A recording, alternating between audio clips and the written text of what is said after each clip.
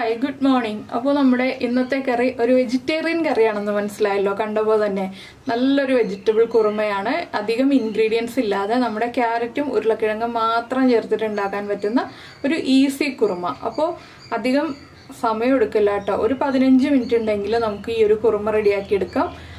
അപ്പോൾ നമുക്ക് എങ്ങനെയാണ് നമ്മുടെ ഈസി ആയിട്ടുള്ള കുറുമ ഉണ്ടാക്കുന്നതെന്ന് നോക്കാം. അതുപോലെ തന്നെ നിങ്ങൾക്ക് ഈ ഒരു കുറുമ ഉണ്ടാക്കിയിട്ട് ഏതൊക്കെ പലഹാരങ്ങളുടെ കൂടെയാണ്, അപ്പത്തിൻ്റെ കൂടെയാണോ, ഇടിയപ്പത്തിൻ്റെ കൂടെയാണോ, പൂരിയുടെ കൂടെയാണോ, എന്തിൻ്റെ കൂടെയാണ് ഇഷ്ടമായതൊന്നും കൂടെ മറക്കാതെ നമ്മുടെ വീഡിയോയുടെ താഴെ നിന്ന് കമൻറ്റ് ചെയ്യാം കേട്ടോ. നമുക്ക് നമ്മുടെ ഇൻഗ്രീഡിയൻസ് നോക്കാം. നമ്മളിപ്പോൾ 2 ക്യാരറ്റ് എടുത്തിട്ടുണ്ട്. 2 ക്യാരറ്റിൻ്റെ കൂടെ ഒരു 3 ഉരുളക്കിഴങ്ങും എടുത്തിട്ടുണ്ട്, ഒരു സവോള എടുത്തിട്ടുണ്ട്, 4 പച്ചമുളക് എടുത്തിട്ടുണ്ട്. പച്ചമുളക് നമ്മുടെ എരിവനുസരിച്ച് എടുക്കാം കേട്ടോ. പച്ചമുളക് മാത്രമേ നമ്മളിതിൽ ചേർക്കുന്നുള്ളൂ, മുളക് പൊടിയൊന്നും ചേർക്കുന്നില്ല. അപ്പോൾ പച്ചമുളകിൻ്റെ എരിവ് മാത്രമേ ഉണ്ടാവുള്ളൂ. പിന്നെ നമുക്ക് വേണ്ടത് പെരിഞ്ജീരകം പൊടിച്ചതാണ്. പെരിഞ്ജീരകം നമ്മൾ ഫ്രഷ് ആയിട്ട് പൊടിച്ച് ചേർക്കുക കേട്ടോ. അപ്പോഴാണ് നല്ല സ്മെല്ലും നല്ല ആ ഒരു ടേസ്റ്റും ഒക്കെ ഉണ്ടാവുന്നത്. നമ്മൾ പൊടിച്ച് വെച്ചിരിക്കുന്ന പെരിഞ്ജീരകത്തേക്കാൾ കൂടുതൽ ടേസ്റ്റ് ഉണ്ടാവുന്നത്. അതുപോലെ തന്നെ നമ്മൾ ഗരം മസാലപ്പൊടിയൊന്നും ചേർക്കാതെയാണ് ഈ ഒരു കുറുമ ചെയ്യുന്നത്. അപ്പോൾ ആദ്യം നമുക്ക് ഈ ക്യാരറ്റും ഉരുളക്കിഴങ്ങും ഒന്ന് കട്ട് ചെയ്തെടുക്കാം. അതിനുശേഷം ബാക്കിയുള്ള കാര്യങ്ങൾ ചെയ്യാം. അപ്പോൾ നമ്മൾ നമ്മുടെ ക്യാരറ്റും പച്ചമുളകും സവോളയും ഉരുളക്കിഴങ്ങും എല്ലാം കട്ട് ചെയ്തെടുത്തിട്ടുണ്ട്. ക്യാരറ്റ് ഇതാ ഇതുപോലെയാണ് കട്ട് ചെയ്തെടുത്തിട്ടുള്ളത്. ഒന്ന് ഹാഫായിട്ട് നീളത്തിൽ കട്ട് ചെയ്തിട്ട് സ്ലൈസ് ചെയ്തെടുത്തു. ചെറിയൊരു കനത്തിൽ പച്ചമുളക് സ്പ്ലിറ്റ് ചെയ്തെടുത്തതാണ്. നീളം കൂടുതലായതുകൊണ്ട് 2ആയിട്ടൊന്ന് കുറുകെ കട്ട് ചെയ്തെടുത്തു. സവോള തിന്നായിട്ട് കട്ട് ചെയ്തെടുത്തു. ഉരുളക്കിഴങ്ങ് സാധാരണ നമ്മൾ മെഴുക്കുരുട്ടിക്കൊക്കെ കട്ട് ചെയ്യുന്ന പോലെ കട്ട് ചെയ്തെടുത്തിട്ടുണ്ട്. ഇനി നമുക്കിതെല്ലാം ചേർത്ത് വേവിക്കാൻ വെക്കാം. അപ്പോൾ നമ്മളൊരു കുക്കർ ചൂടാക്കാൻ വെച്ചിട്ടുണ്ട്. കുക്കറിലേക്ക് നമ്മൾ ഈ കട്ട് ചെയ്ത് വെച്ചിരിക്കുന്ന വെജിറ്റബിൾസ് എല്ലാം ഇട്ട് കൊടുക്കാം. ഞാനിപ്പോൾ പച്ചമുളകാണ് ഇടുന്നത്. പച്ചമുളക് അങ്ങനെ ഓർഡറിലൊന്നും ഇല്ല കേട്ടോ, ഏത് വേണമെങ്കിലും ഇടാം. ക്യാരറ്റ്, അതുപോലെ തന്നെ നമ്മൾ കട്ട് ചെയ്ത് വെച്ചിരിക്കുന്ന സവോള, പിന്നെ നമ്മുടെ ഉരുളക്കിഴങ്ങ്. ഇനി ഇതിലേക്ക് നമുക്ക് ഈ വെജിറ്റബിൾസിന് ആവശ്യമായിട്ടുള്ള ഉപ്പ് ചേർത്ത് കൊടുക്കാം.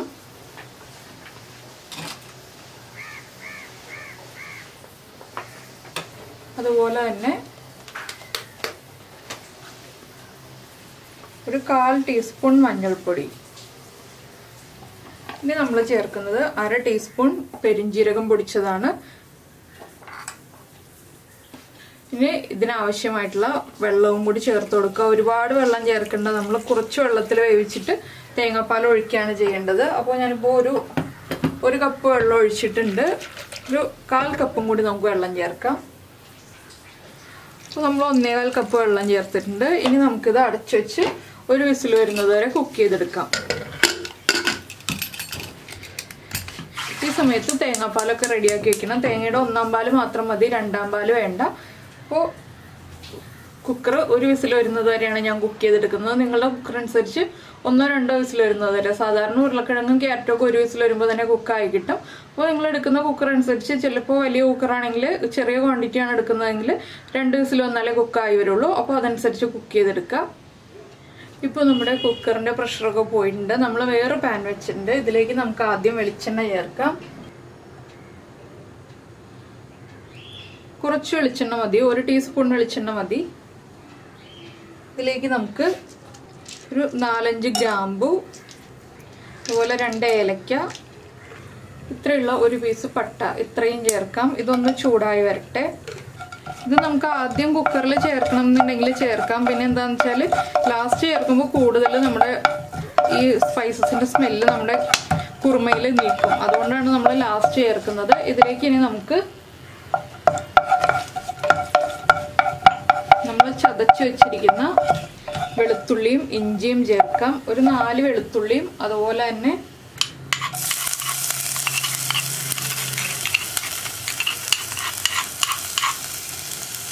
ഒരു ചെറിയ പീസ് ഇഞ്ചിയാണ് നമ്മൾ എടുത്തിട്ടുള്ളത്. അധികം വേണ്ട കേട്ടോ വെളുത്തുള്ളി ഇഞ്ചിയും. നമ്മൾ ചെറിയൊരു ക്വാണ്ടിറ്റി അല്ലേ ഉരുളക്കിഴങ്ങും ക്യാരറ്റൊക്കെ എടുത്തിട്ടുള്ളത്. അതുകൊണ്ടാണ് ചെറിയ ക്വാണ്ടിറ്റി തന്നെ വെളുത്തുള്ളി ഇഞ്ചി എടുക്കുക എന്ന് പറയുന്നത്. ഇത് ചതച്ച് തന്നെ ചേർക്കാണ് നല്ലത്. അപ്പോഴാണ് നമ്മുടെ കുറുമയ്ക്ക് ടേസ്റ്റ് കൂടുതലുണ്ടാവുക. ഇതൊന്ന് കുക്കായി വരട്ടെ. ഇതിലേക്ക് നമുക്ക് കുറച്ച് കറിവേപ്പില ചേർക്കാം.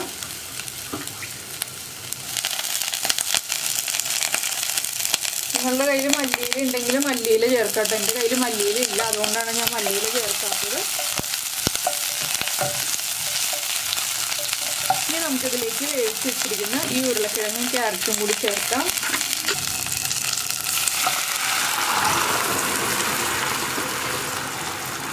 ഇനി ഇതൊന്ന് നന്നായിട്ട് ഇളക്കി ഒന്ന് ഉടച്ചെടുക്കുക, ചെറുതായിട്ടൊന്ന് ഉടച്ചെടുക്കുക. പിന്നെ കോൺഫ്ലവർ ചേർക്കണം എന്നുണ്ടെങ്കിൽ കോൺഫ്ലവർ ചേർക്കാം. എന്താണെന്ന് വെച്ചാൽ നമ്മുടെ കറിക്ക് കുറച്ച് കൊഴുപ്പ് വേണമെന്നുണ്ടെങ്കിൽ കോൺഫ്ലവർ ചേർക്കുന്നതാണ് നല്ലത്. ഞാനിപ്പോൾ ഉരുളക്കിഴങ്ങ് തന്നെ ഉടച്ച് ചേർക്കുകയാണ്. ഉരുളക്കിഴങ്ങ് ഉടച്ച് ചേർത്താലും കൊഴുപ്പുണ്ടാവും, പിന്നെ കോൺഫ്ലവർ ചേർക്കുന്ന അത്രയും ഉണ്ടാവില്ല. എങ്കിലും ഇതുപോലെ ഉടച്ച് ചേർത്ത് കൊടുത്തിട്ടുണ്ടെങ്കിൽ കോൺഫ്ലവറോ മൈദപ്പൊടിയോ ഒന്നും ചേർക്കാതെ തന്നെ കറി തിക്കാക്കി എടുക്കാൻ പറ്റും. അപ്പോൾ ഉരുളക്കിഴങ്ങും ക്യാരറ്റും ഒരുപാട് ഉടഞ്ഞു പോകുന്ന അത്രയും നമ്മൾ കുക്ക് ചെയ്തെടുക്കുന്നില്ല, ചെറുതായിട്ടല്ലേ കുക്ക് ചെയ്തെടുക്കുന്നുള്ളൂ. ഇതുപോലെ ഒന്ന് ഉടച്ച് ചേർത്തിട്ടുണ്ടെങ്കിൽ കറക്റ്റായിട്ടെല്ലാം കുക്കായി വരും. അപ്പോൾ ഇതുപോലെ ഉടച്ച് ചേർത്തിട്ടുണ്ടെങ്കിൽ നമ്മുടെ കറി നന്നായിട്ട് തിക്കായി വരും. ഇനി നമുക്കിതിലേക്ക് നമ്മൾ എടുത്തു വെച്ചിരിക്കുന്ന തേങ്ങാപ്പാൽ ചേർക്കാം. അപ്പോൾ നിങ്ങൾക്ക് എത്ര ഗ്രേവി വേണം എന്നുള്ളതനുസരിച്ച് തേങ്ങാപ്പാൽ ചേർക്കുക.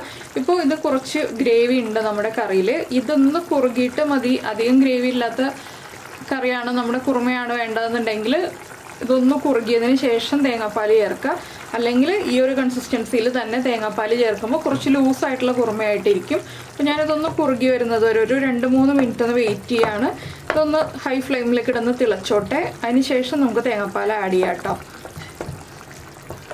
അപ്പോൾ ഉപ്പൊക്കെ ചെക്ക് ചെയ്യുക. എരിവ് കുറവാണെങ്കിൽ കുരുമുളക് പൊടി ചേർക്കാം ഇനി, അല്ലെങ്കിൽ പച്ചമുളക് സ്പ്ലിറ്റ് ചെയ്ത് ചേർത്ത് കൊടുക്കാം.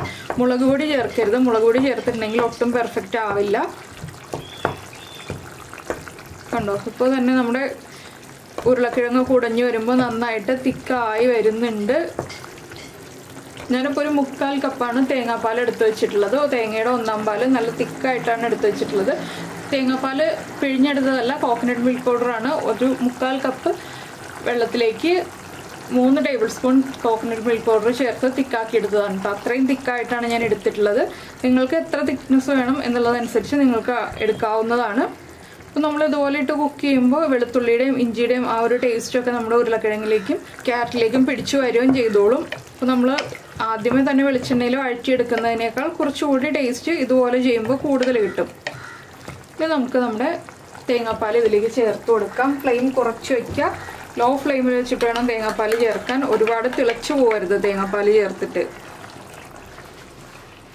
തേങ്ങാപ്പാൽ ചേർക്കുക, ഉടനെ തന്നെ നന്നായിട്ട് ഇളക്കി കൊടുക്കുക. ഇതൊന്ന് ഇളക്കി നന്നായിട്ട് ആവി വരുന്നത് വരെ ഇളക്കിയെടുക്കുക. ഒട്ടും തന്നെ തിളക്കരുത്, ഫ്ലെയിം കൂട്ടി വയ്ക്കരുത്, അത് പ്രത്യേകം ശ്രദ്ധിക്കണം. ഇത് വീണ്ടും കുറുകി വരും കേട്ടോ. ഇനി ഇരുന്നിട്ട് ഒന്നുകൂടി കുറുകി വരും. അപ്പോൾ നമുക്കിനി ഇതിലേക്ക് നമ്മുടെ പെരിഞ്ജീരകം പൊടിച്ചത് കുറച്ചുകൂടി ചേർത്ത് കൊടുക്കാം. ഞാനൊരു 1/4 ടീസ്പൂണും കൂടി ചേർത്ത് കൊടുക്കുകയാണ്. പെരിഞ്ജീരകത്തിൻ്റെ ഫ്ലേവറാണ് മെയിനായിട്ട് ഈ ഒരു കുറുമയ്ക്ക് ഉണ്ടാവുന്നത്. നിങ്ങൾക്ക് ഗരം മസാലപ്പൊടി വേണമെന്നുണ്ടെങ്കിൽ ഒരു 1/4 ടീസ്പൂൺ ചേർക്കാം. ഞാനിപ്പോൾ 1/4 ടീസ്പൂൺ ചേർക്കുന്നുണ്ട്, പക്ഷെ അത് ലാസ്റ്റേ ചേർക്കുന്നുള്ളൂ. നമ്മൾ ഏറ്റവും അവസാനമാണ് ചേർക്കുന്നത്. ഫ്ലെയിം ഓഫ് ചെയ്യുന്നതിന് തൊട്ട് മുന്നേ ആയിട്ട് ചേർത്ത് കൊടുക്കുക. അത് ഓപ്ഷനിലാണ്, താല്പര്യമുണ്ടെങ്കിൽ മാത്രം മതി, ഇല്ലെങ്കിൽ ചേർത്തില്ലെങ്കിലും കുഴപ്പമില്ല. പെരിഞ്ജീരകത്തിൻ്റെ ഫ്ലേവർ മാത്രമായിട്ട് നമുക്ക് ഈ ഒരു കുറുമ കഴിക്കാവുന്നതേ ഉള്ളൂ. ഇതിപ്പോൾ അപ്പത്തിനും ഇടിയപ്പത്തിനും ചപ്പാത്തിക്കും ഒക്കെ പറ്റിയ പാകത്തിലുള്ള ഗ്രേവിയാണ്. അപ്പോൾ നിങ്ങൾക്ക് കൂടുതൽ തിക്കായിട്ട് വേണമെന്നുണ്ടെങ്കിൽ ഞാൻ പറഞ്ഞതുപോലെ കുറച്ചുകൂടി ഗ്രേവി ഒന്ന് വറ്റിച്ചെടുക്കുക. ഒരുപാട് വെള്ളം ചേർക്കാതെ എടുക്കുക. അപ്പോൾ നമുക്കൊന്ന് നോക്കാം. ഇത് കണ്ടോ, നന്നായിട്ട് ആവി വരുന്നുണ്ട്. ഇത്രയും മതി. തേങ്ങാപ്പാൽ കുറുകി പോകരുത്, തേങ്ങാപ്പാൽ പിരിഞ്ഞു പോകരുത്. അപ്പോൾ തേങ്ങയുടെ 1/4 പാൽ ആയതുകൊണ്ടാണ് നമ്മൾ ഇതുപോലെ പിരിഞ്ഞു പോകരുതെന്ന് പ്രത്യേകം പറയുന്നത്. ഇനി നമുക്ക് ഫ്ലെയിം ഓഫ് ചെയ്തിട്ട് ഇതിലേക്ക് നമ്മുടെ ഗരം മസാലപ്പൊടി ചേർത്ത് കൊടുക്കാം. ഞാൻ ഫ്ലെയിം ഓഫ് ചെയ്തു. ഒരു 1/4 ടീസ്പൂണാണ് ഗരം മസാലപ്പൊടിയും ചേർക്കുന്നത്.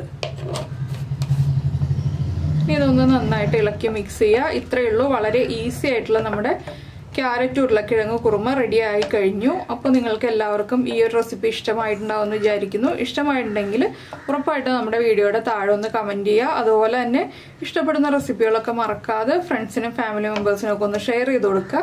പിന്നെ നിങ്ങൾക്ക് ഇഷ്ടപ്പെട്ട റെസിപ്പികളൊക്കെ ആണെന്നുണ്ടെങ്കിൽ, അല്ലെങ്കിൽ നിങ്ങൾക്ക് ആവശ്യമുള്ള റെസിപ്പികൾ ഞാൻ ചെയ്തിട്ടില്ലാത്തതാണെങ്കിൽ ഒന്ന് കമൻറ്റ് ചെയ്യുക. നമുക്ക് ആ റെസിപ്പികളൊക്കെ ചെയ്യാം.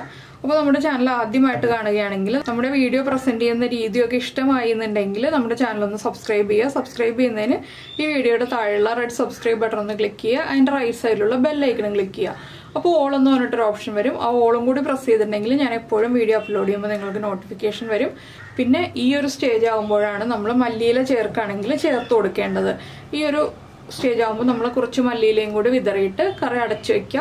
ഒരു മണിക്കൂറൊക്കെ കഴിയുമ്പോൾ നമുക്ക് ഉപയോഗിക്കാവുന്നതേ ഉള്ളൂ. നല്ല ചൂടോടുകൂടി തന്നെ ഉപയോഗിക്കുന്നതിനേക്കാൾ നല്ലത് ഒന്ന് ചൂട് മാറി വരുമ്പോൾ ഉപയോഗിക്കുന്നതാണ്. അപ്പോൾ നമുക്ക് നമ്മുടെ അടുത്ത റെസിപ്പിയുമായിട്ട് അടുത്ത ദിവസം വീണ്ടും കാണാം.